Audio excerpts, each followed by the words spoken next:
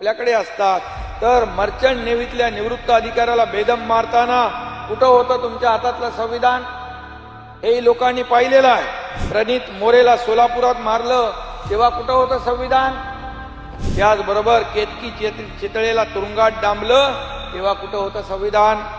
बलिष्काच्या गाण्यामुळे तुमचा हजमा बिघडला तेव्हा हातातलं संविधान कुठं होतं? हनुमान चालीसा म्हटली म्हणून राणा दाम्पत्याला आत टाकण्याचं काम पाप केलं तेव्हा कुठं होतं संविधान?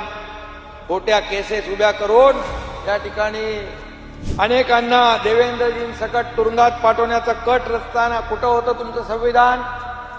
उद्योजकाच्या घराखाली बॉम्ब पेरताना कुठं होतं तुमचं संविधान? आणि म्हणून वाजे हा काही लादेन नाही असं म्हणताना कुठं संविधान होतं तुमचं? राणे साहेबांना अटक करताना संविधान आठवलं नाही? कंगना राणावतच्या ऑफिसवर बुलडोजर चालवला होता तेव्हा संविधान आठवलं नाही? करोना काळात रुग्णांची खिचडी हडप करताना संविधान आठवलं नाही?